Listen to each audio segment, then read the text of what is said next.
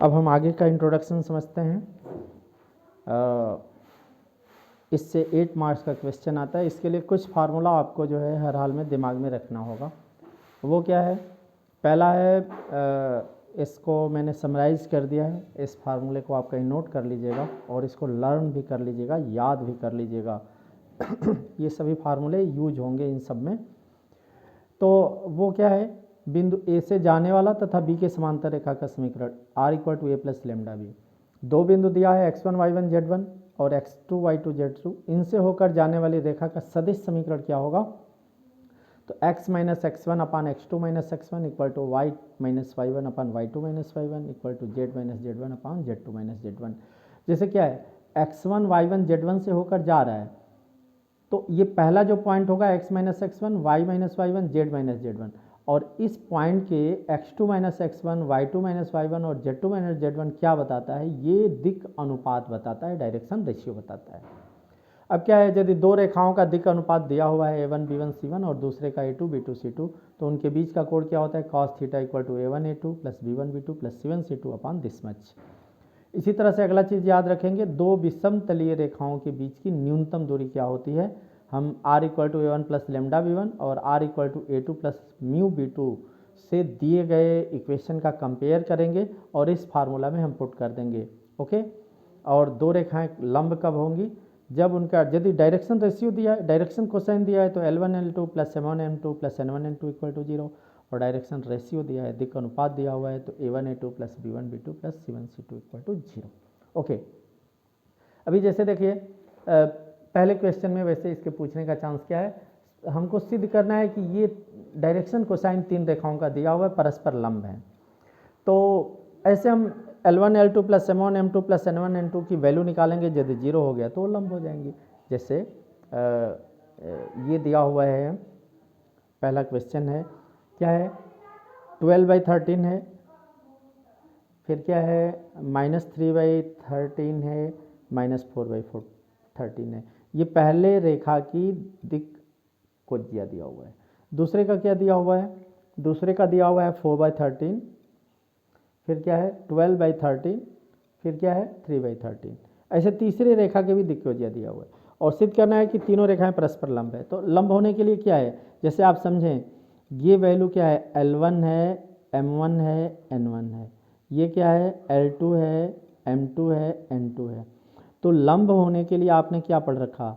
लंब के लिए आपने पढ़ा L1 L2 plus M1 M2 plus N1 N2, इसकी वैल्यू 0 होनी चाहिए। तो L1 L2 मतलब क्या? 12/13 इंटू 4/13। M1 M2 मतलब क्या? -3/13 और M2 कितना? 12/13। N1 N2 का मतलब -4/13 और इसका 3/13। ये वैल्यू हमने रख दिया है यहाँ से। अब कर लो, 12/48/13 13 जा 169। ये करोगे तो माइनस हो जाएगा 36, 12 3 जा 36 अपान 13 दोनों जगह पे है तो 169। इसी तरह से भी करोगे तो -4 3 जा 12 अपान 13 कितना? 169। इसको सॉल्व करो तो देखो 48/169 पॉजिटिव है, इन दोनों को सॉल्व करोगे तो 48/169 नेगेटिव होगा, ये 0 हो गया। तो ये वैल्यू कितनी आ गई? L1 L2 plus M1 M2 plus N1 N2 equal to 0। इसलिए दी गई रेखाएं क्या हैं? परस्पर लंब है। ऐसे हम कर लेंगे। दूसरे में क्या दिया हुआ है कि ये सिद्ध करना है, जरा दूसरा देखो। ऐसे दिया हुआ है 1 -1 2। ओके, मान लो ये बिंदु A है। दूसरा बिंदु दिया हुआ है, क्या पॉइंट दिया है? 3 4 -2। अब ऐसे ही इससे चलो A और B से होकर जाने वाली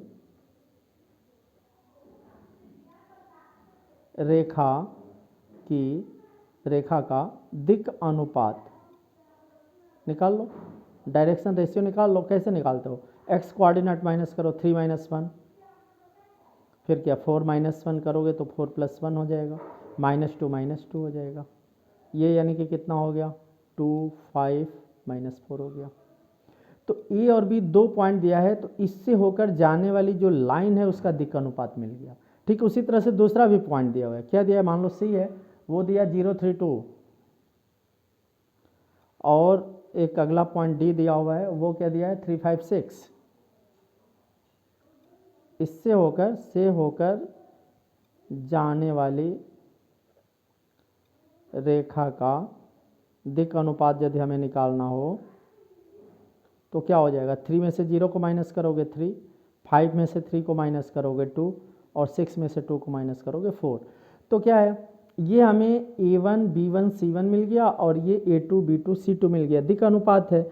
यदि ये लंब होंगे तो लंब होने के लिए सिद्ध करना है कि इन दो बिंदुओं से होकर जाने वाली रेखा और इन दो बिंदुओं से होकर जाने वाली रेखा परस्पर लंब है। तो इन दो बिंदुओं से होकर जाने वाली रेखा का दिक् अनुपात मिल गया और इन दो बिंदुओं से होकर जाने वाली रेखा का दिक् अनुपात मिल गया। और लंब के लिए क्या हमें चाहिए, लंब के लिए आपने पढ़ रखा है A1 A2 plus B1 B2 plus C1 C2 equal to 0, यही तो पढ़ रखा है, A1 A2 plus B1 B2 plus C1 C2, इसकी वैल्यू क्या आनी चाहिए, 0 आनी चाहिए। अब A1 A2 क्या करोगे, A1 की वैल्यू क्या है 2 है, इसकी वैल्यू 3 है, तो 2 3 जा 6, फिर इसको निकालो 5 है, 5 2 जा 10 और -4 और यहाँ +4, तो -4 + 4 इंटू करोगे तो -16 और ये वैल्यू कितनी आ गई 0। तो चूँकि लिखोगे, चूँकि A1 ऐसे कर लो, चूँकि A1 A2 plus B1 B2 plus C1 C2 की वैल्यू क्या है 0 है, इसलिए दी गई रेखाएं क्या हैं, परस्पर लंब हैं, राइट। अब जरा देखो, जैसे मान लो ये तो लंब के लिए हमने पढ़ लिया, हमको ऐसे बिंदु दिया हुआ है, सिद्ध करना है कि रेखाएं समांतर हैं। जैसे बिंदु क्या दिया, ए है 4 7 8, बी है 2 3 4।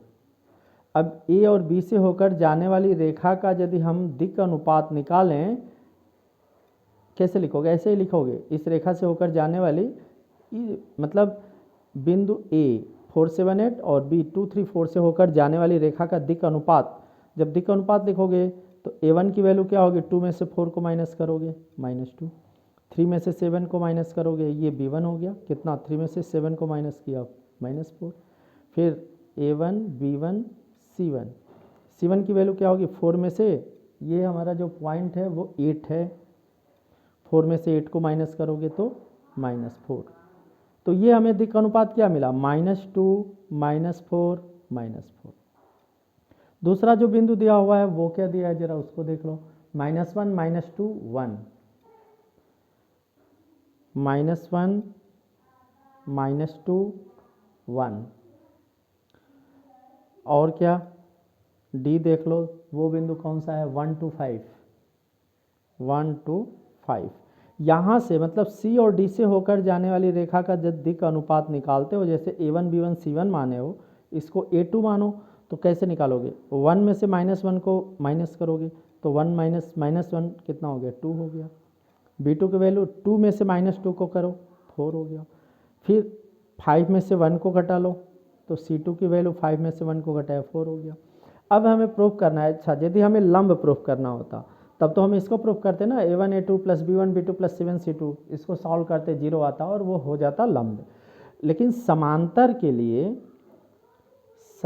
के लिए हमें क्या प्रूफ करना होता है, A1 by A2 B1 by B2 और C1 बाई C2 सभी सेम होने चाहिए। तो A1 बाई A2 की वैल्यू कितनी है, A1 बाई A2 -2/2, इसकी वैल्यू कितनी है -2/2, ओके। B1 बाई B2 की वैल्यू कितनी है -4/4, राइट। C1 बाई C2 की वैल्यू देखो -4/4, है ना। इस तरह से यदि आप देखें तो यहाँ पर हमें क्या मिल रहा, A1 by A2 equal to B1 by B2 equal to C1 by C2, और ये सभी वैल्यू कितनी है -1, मीन्स सभी सेम है, यानी कि all of them are same here. तो A1 by A2 B1 by B2 C1 by C2 का मान सेम है, बराबर है, इसलिए दी गई रेखाएं क्या हैं, समांतर हैं। अब देखिए ये एक क्वेश्चन है, 2i minus J plus 4k से जाने वाली तथा i plus 2j minus k की दिशा में जाने वाली रेखा का सदिश और कार्तीय समीकरण। अच्छा जी, मतलब ये इसकी दिशा में जाने वाली, मतलब इसके समांतर, तो 2i minus J plus 4k से गुजरने वाली तथा i प्लस 2j माइनस के की दिशा का मतलब के समांतर रेखा का समीकरण। तो आपने क्या पढ़ रखा है, ए से जाने वाली तथा बी के समांतर रेखा का सदिश समीकरण पढ़ रखा है, r equal to A plus lambda B पढ़ रखा है ना।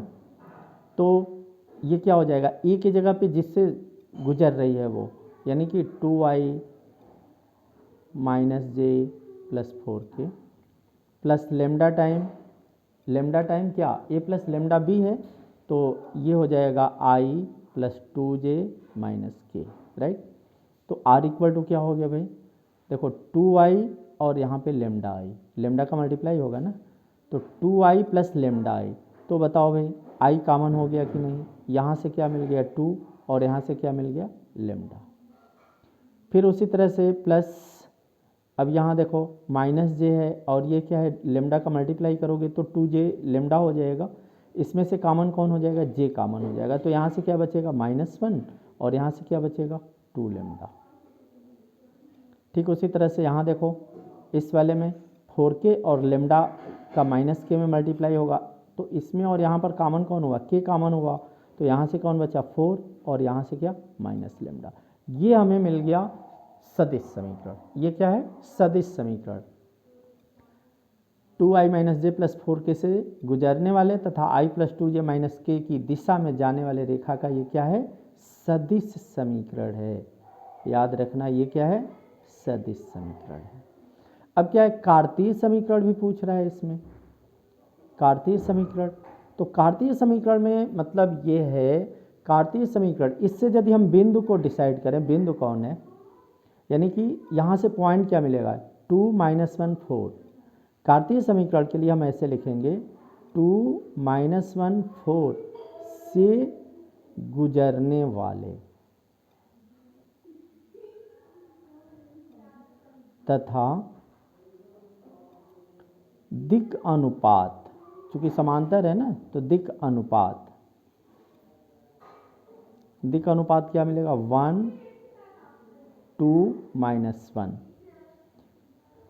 तो हम ऐसे बोलेंगे उस रेखा का कार्तीय समीकरण जो 2 -1 4 से गुजरती है तथा जिसका दिक् अनुपात 1 2 -1 है, तो क्या हो जाएगा, क्या आपने पढ़ रखा x माइनस x1 यानी x माइनस 2 अपान a यानी कि 1, फिर y माइनस y1, तो ये y प्लस 1 हो जाएगा अपान इसके लिए दिक् अनुपात 2 equal to z minus 4 z minus z1 upon ये तीसरा जो दिक् अनुपात है, और वो तीसरा दिक् अनुपात क्या है -1।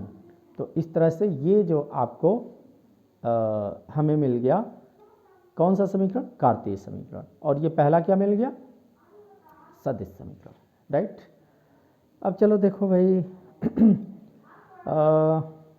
इसमें मोस्ट इम्पॉर्टेंट क्वेश्चन तो ये है, क्वेश्चन नंबर 12 है।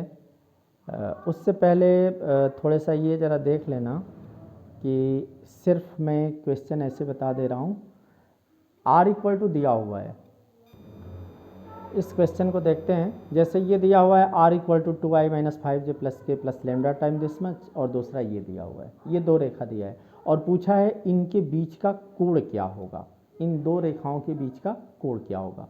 तो हम इसका कंपेयर किससे कर दें, मान लो r equal to a1 plus lambda b1 से, इसका कंपेयर किससे करने जा रहे हैं, इसका कंपेयर करने जा रहे हैं r equal to a1 plus lambda b1 से, हम इसका कंपेयर कर दिए। तो जब कंपेयर करेंगे तो b1 की वैल्यू क्या मिल जाएगी, b1 की वैल्यू मिल जाएगी 3i plus 2j plus 6k, right. इसका हम कंपेयर किससे कर दें, r equal to a2 plus mu b2 से कर दें, तो हमें b2 की वैल्यू क्या मिल जाएगी, ये वाली i plus 2j plus 2k। और बस ये याद रखना cos थीटा इक्वल टू क्या होता है, mod of b1 dot b2 mod of b1 dot b2 upon mod of b1 mod of b2।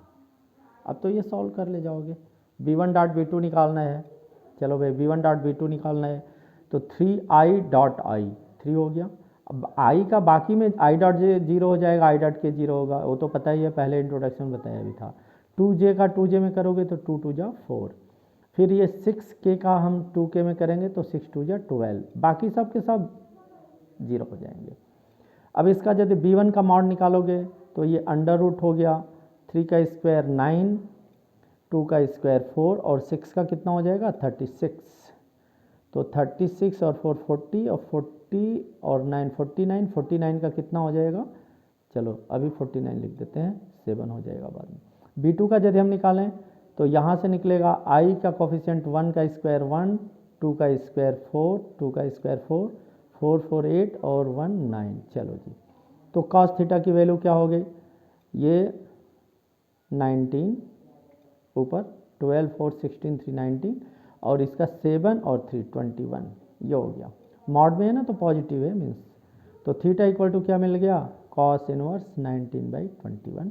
ये उन दोनों रेखाओं के बीच का क्या है, कोण है।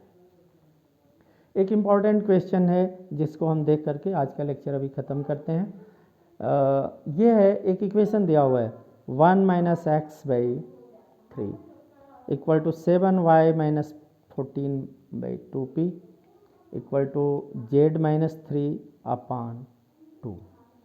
सबसे पहले क्या पूछा है, और एक दूसरा भी इक्वेशन दिया हुआ है, तो वो लिखा है 7 - 7x/3p y - 5/1 6 - z/5।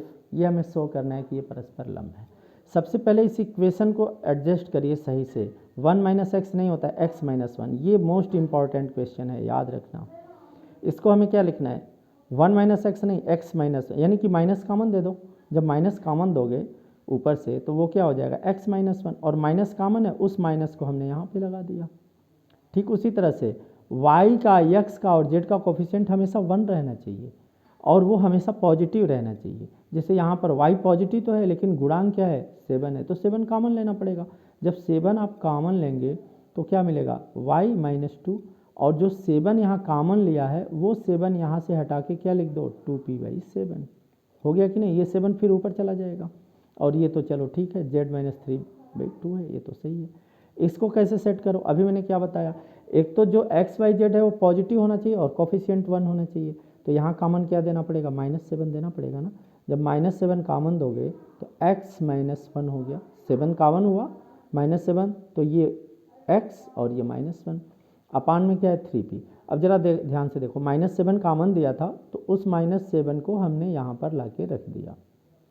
फिर क्या है, देखो ये तो सही है, y - 5/1 ये तो ठीक है। अब इसका z देखिए, ये तो माइनस हो गया, हमें प्लस चाहिए, तो जब माइनस कॉमन दोगे तो ये z - 6 हो जाएगा और उस माइनस को हम यहाँ पर ला के रख दिए। अब ये जो समीकरण दिया है उसके जगह पर ये सही समीकरण है, और बोला है p का मान ज्ञात करो जिसके लिए रेखाएं क्या हैं, परस्पर लंब है। क्योंकि रेखाएं परस्पर लंब हैं इसलिए क्या पढ़ रखा, ये a1 b1 c1 है, a2 b2 c2 है, तो a1 a2 plus b1 b2 plus c1 c2 बराबर 0, यही तो पढ़ रखा। तो a1 की जगह पे क्या -3, a2 की जगह पे क्या -3p/7, b1 की जगह पे क्या 2p/7 और इस b2 की जगह पे 1, फिर c1 की जगह पे 2, c2 की जगह पे क्या लिख दोगे भाई -5, ये इक्वल टू क्या हो गया 0। अब मल्टीप्लाई कर लो तो क्या हो गया 9p/7 प्लस 2p/7, और ये -10 हुआ, उसको उधर भेज दो, +10 हो गया। दोनों का डेनोमिनेटर सेम है तो 9 और 2 कितना हो गया 11p/7 इक्वल टू 10, तो 11p इक्वल टू क्या हो गया 10 7 जा 70, तो p इक्वल टू क्या हो गया 70/11। तो यदि ये दोनों रेखाएं लंब होंगी तो p का मान क्या होगा -70/11 होगा। ओके, अब इसका जो है स्क्रीनशॉट ले लो और इसको नोट कर लेना। इसमें से 2 क्वेश्चन और मतलब मेनली तो एक ही क्वेश्चन है और वो बहुत ही इम्पॉर्टेंट है, इसको नेक्स्ट लेक्चर में हम देंगे, और वो है 2 रेखाओं के बीच की न्यूनतम दूरी। ठीक है, 2 रेखाओं के बीच की न्यूनतम दूरी बहुत ही इम्पॉर्टेंट है और ये हर साल आता है, इसको हम नेक्स्ट लेक्चर में देंगे। ओके।